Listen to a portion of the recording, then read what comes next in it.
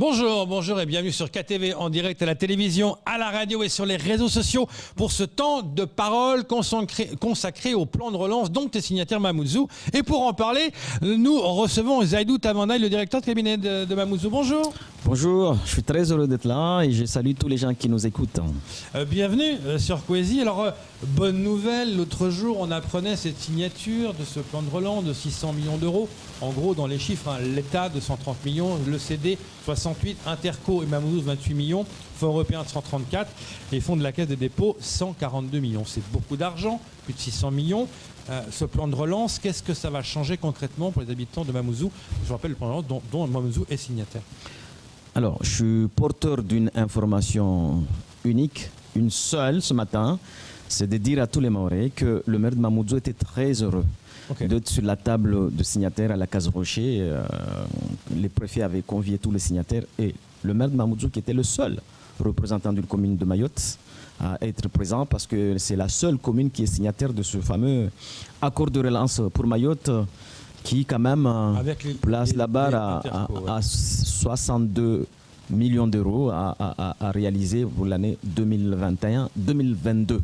Donc étaient présents aussi effectivement 4 présidents d'Interco et on les a vus à côté de la table, ils étaient là sur le plan de table, les représentants partenaires sociaux, représentants du monde de patronat et aussi des syndicats, parce que l'esprit de ce plan de relance, ça porte bien son nom d'ailleurs, c'est de booster, c'est d'éviter à ce que notre économie dégringole encore plus que ça l'est maintenant. Mais dû à la crise. Il y a un mais, c'est que cet argent, il va falloir le dépenser. Vous m'avez justement dit 2021, 2022, c'est-à-dire qu'il y a un timing à respecter. L'horloge est lancée. D'ailleurs, je pense que c'est une belle occasion aussi de faire un peu de pédagogie parce que parfois on s'y retrouve plus.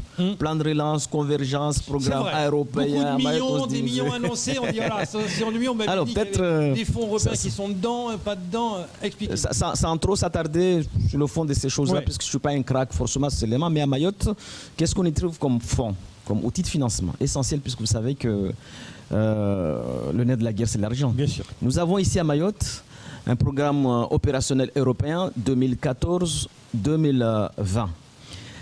2014-2020. En réalité, il va se terminer en 2023. Oui, il a été un peu prolongé. 2023. Les gens ont le droit de réaliser, de payer jusqu'en 2023. Il est en cours. Les opérateurs peuvent toujours aller au guichet.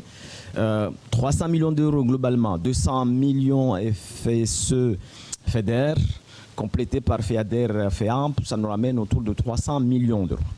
Ça se terminera 2023. Il n'est pas encore terminé et on est en train de mettre en place ici, à Mayotte, comme dans toutes les régions de France et de l'Europe, le programme opérationnel européen pour la période 2021-2027.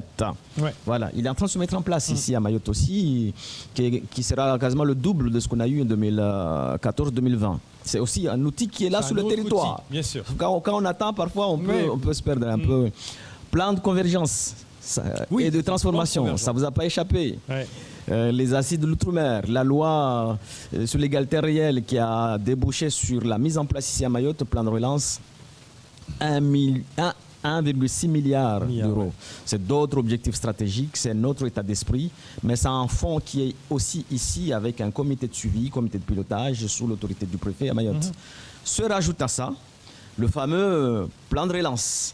D'ailleurs, il faut regarder un peu ce qui a été signé la semaine dernière à la préfecture, 600 millions. Ça inclut aussi les fameux 134 millions plan de relance européens. Oui, les fonds européens sont voilà, l'Union européenne, qui est, comme tous les pays du monde, secouée par cette crise, a fait quelque chose d'innovant, une première dans son histoire. Parce que jusqu'à là, l'Union européenne fonctionnait avec son budget classique. Il récupérait 1% du budget national de chaque pays membre pour constituer son package. Cette fois-ci, ils ont quand même contracté des emprunts pour, dans le même état d'esprit, relancer la machine. Ouais. Donc cet emprunt est distribué à tous les pays membres et la France a eu droit à sa part. Et Mayotte aussi a eu droit à son enveloppe. Et cette enveloppe-là, il est inclus en réalité. Donc c'est pas 600 millions plus. Ouais, en allant bien interne, on voit que. Ça, Mais par contre. Mais ça n'a pas les mêmes contraintes. Pourquoi que les contraintes qu'on trouve dans les programmes opérationnels européens classiques. Il y a beaucoup de simplification, beaucoup avec l'idée d'aller plus vite. C'est pour aller plus vite, c'est ça. Parce qu'il faut dépenser. Même si ce sont des fonds européens, mais doit être dépensé. Voilà, tout à fait. Donc, c'est inclus dedans. On y trouve aussi la participation de la Caisse des dépôts et de consignation, qui est à autour de 142. Voilà, c'est une forme de prêt facilité et bien sûr les contributions des intercos. Et le maire de Mamoudzou a fait un choix politique. Ouais. C'est celui d'apporter dans ce package une part de la ville qui s'élève à 5 millions d'euros quand même. Ce qui n'est pas moindre dans le budget de la commune. Vous savez que les communes de Mayotte n'ont pas assez d'argent. Mais c'est un message aussi que le maire de Mamoudzou a voulu envoyer à ses opérateurs économiques. Mamoudzou concentre l'essentiel de ces... Donc, l'entrepreneur qui est le cheval qui doit tirer la richesse du territoire, mérite d'être valorisé, mérite d'être sécurisé. Donc, on a considéré au sein de la ville de Mamoudzou qu'on doit participer à l'effort de la guerre aussi. Ce chiffre à 5 millions. Mais en même temps, on se dit, au fait, c'est tout bénef. Parce qu'en même temps, ça nous met en situation confortable pour y aller au guichet. Et nous sommes allés au guichet. La ville de Mamoudzou a introduit un certain nombre de dossiers avec cet état d'esprit, des dossiers suffisamment mûrs, suffisamment matures, pour qu'une fois qu'on aura signé la convention de financement, on soit en situation de réaliser immédiatement, tout de suite. Parce que ça, il faut que les gens comprennent. Les bonnes idées, les intentions, ce n'est pas encore le projet.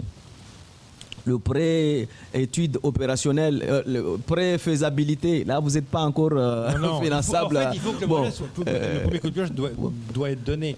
Qu'est-ce qui va, concrètement, quels sont ces fameux projets qui vont démarrer rapidement? Par exemple, si on arrive à aller jusqu'au bout, nous allons pouvoir révolutionner les espaces des classes dans nos écoles.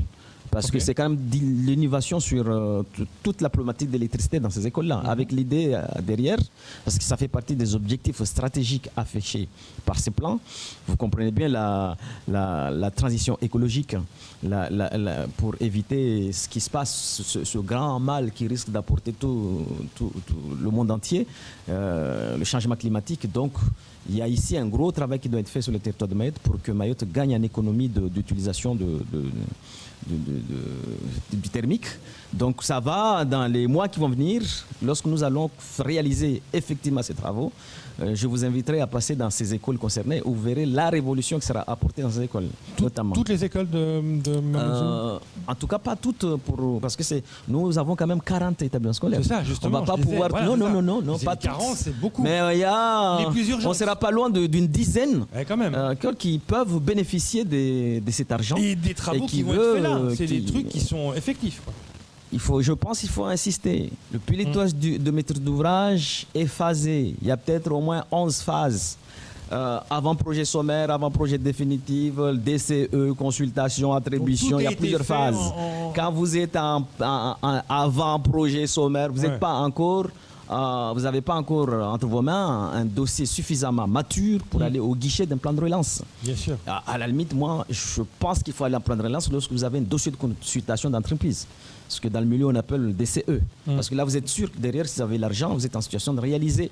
Le préfet a eu raison d'insister auprès de ces opérateurs, de ces collectivités surtout, qui vont être porteurs de projets. Les intercos et sous le regard critique, à juste raison, des entrepreneurs qui étaient là.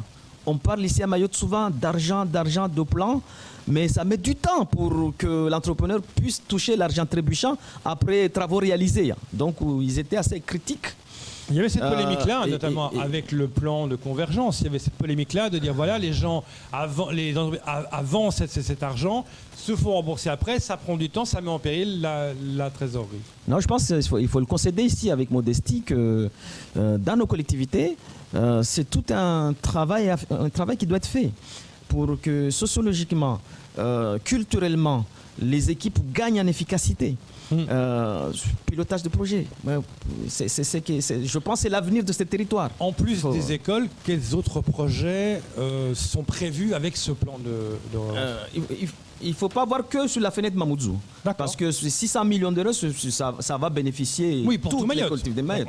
Mais même les collectivités qui n'ont pas contribué à l'effort collectif, là, ils sont en droit, à travers leur intercommunalité, de faire valoir des choses. Et ça inonde tout. Les problématiques d'assainissement, de l'eau, les routes, les aides aux entreprises directes. On l'a vu ces derniers mois là au niveau du conseil départemental, qui est aussi contributeur du fonds, à hauteur de 59 millions d'euros. Je pense que ça mérite d'être souligné. C'est un effort exceptionnel concédé par le conseil départemental. Et une partie de cet effort-là,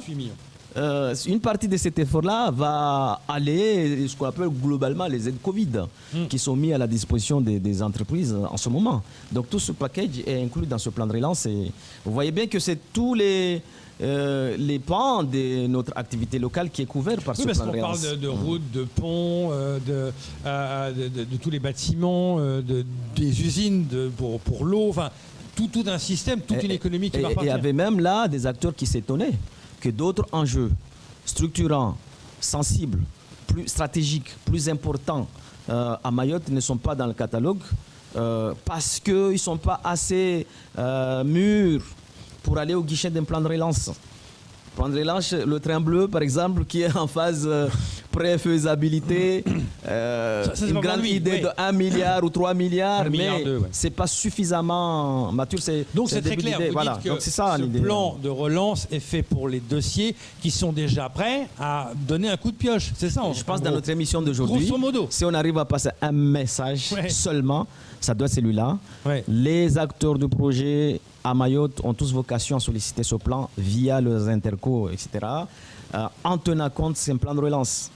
Ce n'est pas un plan de convergence où on peut avoir l'argent et attendre, réfléchir un tout petit peu. On a 3 ans, là on a 1 année quasiment, physiquement.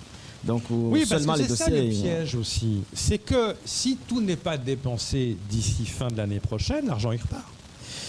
Et surtout, ce serait dommageable. Bien sûr. Parce qu'ici, les problèmes sont accablants. Problèmes d'assainissement, problèmes d'eau, problèmes de route, problèmes de... Les entreprises nous le rappellent dans le couloir. Les problèmes sont là. Les charges, ils n'attendent pas. Ils ne tiennent pas compte qu'il y a la crise.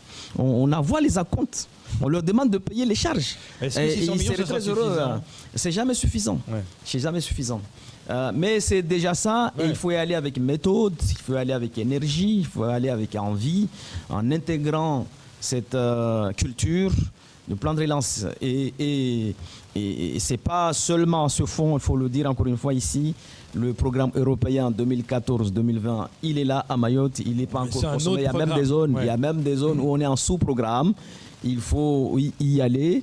Et il y a aussi le plan de convergence qui a son comité de suivi, qui a son calendrier, qui a... Voilà. Donc, voilà, Mamoudzou a été... Il y aura aussi un budget consacré aux routes, parce que là, on voit qu'il y a 3 millions d'euros, infrastructures routières telles que le giratoire de Sararano, le pont de Mangajou.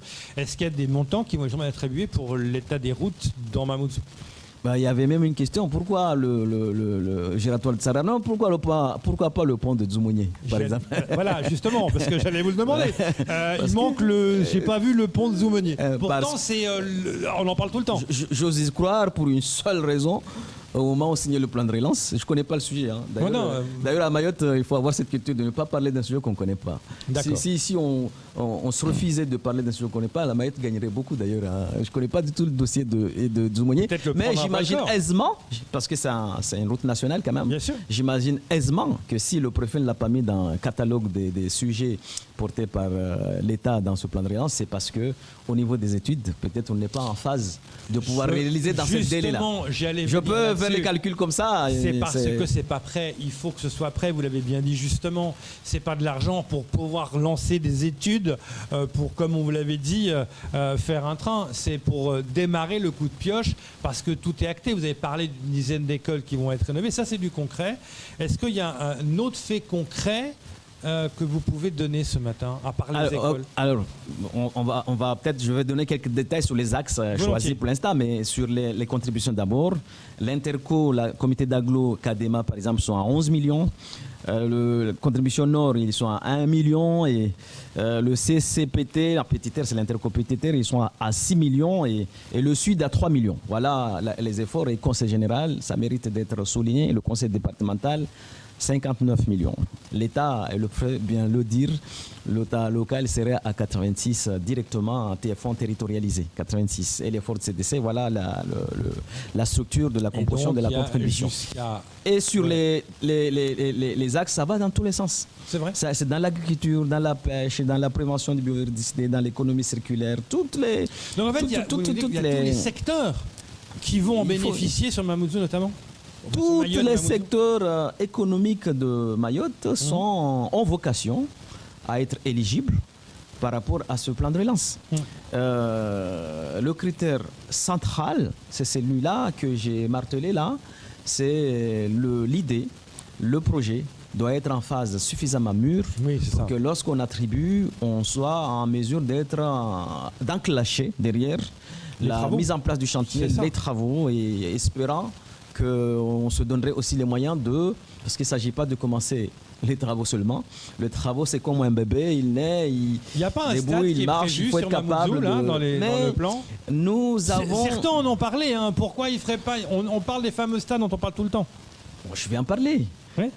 Nous avons un projet de stade, qui est suffisamment mature parce qu'on est en DCE, on est en phase d'attribuer les lots aux entreprises. C'est le grand terrain de football de Tsunzu. Enfin, nous commençons à voir un peu plus clair. Le Conseil général a fait un choix politique d'aider la commune de Mamoudzou à hauteur de 8,5 millions sur un budget global de stade qui se chiffre à 17 millions. Donc, pour un chantier qui pourrait s'étaler en 2-3 ans.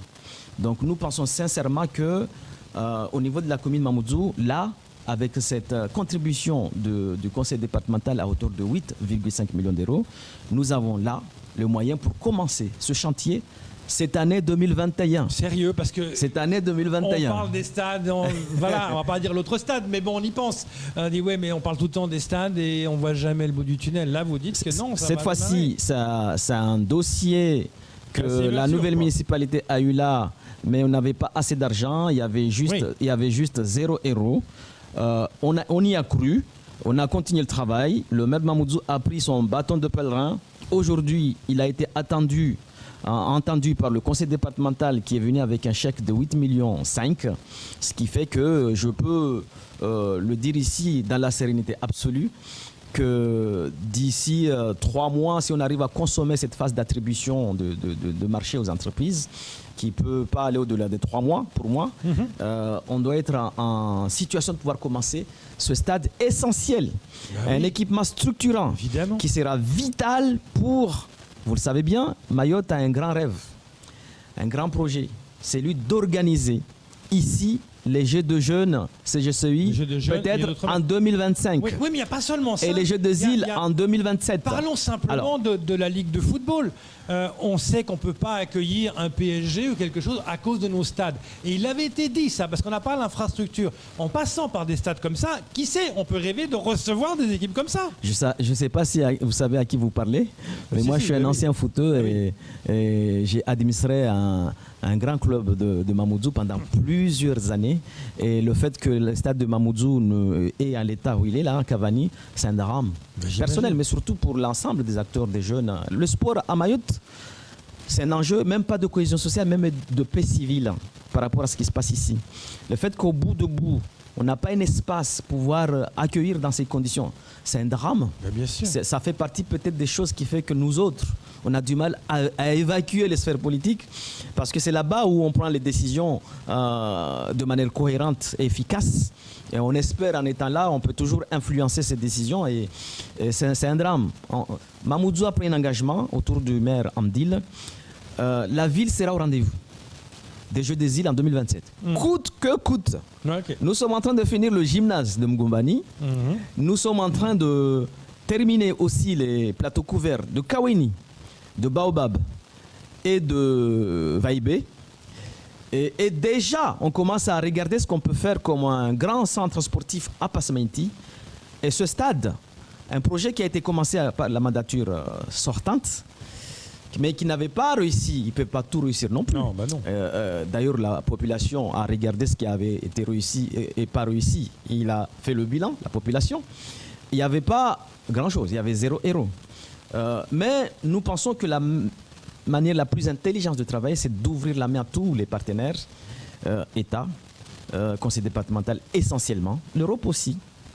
Et là, sur ce coup-ci, on a vu le chèque arriver de 8,5 millions d'euros. Ça fait du bien. Et septembre-octobre, Tsunzu 1 va commencer en espérant que les techniciens qu'ils auront apporté sur leurs épaules le pilotage de cette maîtrise d'ouvrage-là Qu'on y arrive enfin. sauront aller jusqu'au bout. C'est ça le truc, parce qu'ils Seront seront commencer allés jusqu'au pas bout. s'arrêter en chemin. Pour qu'après, cette jeunesse de Mayotte qui représente 17% de la population et le sport est porteur de vertus incroyables qui peut être salutaire par rapport à donc un stade qui ne fonctionne pas, le stade de Cavani qui n'est pas opérationnel, c'est parfois un drame personnel. Parce que nous sommes des apôtres de la jeunesse qui ne peut être que ressource, que atout pour un territoire. Et je pense qu'ici à Mayotte, le sport peut grandement rendre service à cette jeunesse. Merci Zaïdou d'être venu ce matin. On rappelle l'un des événements importants, c'est déjà 5 millions sur la table qui a été mis par la commune de Mamoudzou et également les écoles. Ça va commencer. Et si un porteur de projet est en phase pré-faisabilité, comme c'est le cas pour le train bleu, c'est pas la peine d'aller au guichet de plan de relance. Il faut plutôt prendre un dossier de consultation d'entreprise. Voilà. Et Mamoudzou, dans son tiroir, c'est 8 mois là, on a travaillé pour en avoir plusieurs. Eh ben, on attend. Donc on a plusieurs dossiers. Résultats et vous serez là pour les commenter. Merci beaucoup d'être venu ce matin. Tout de suite, la suite de vos programmes.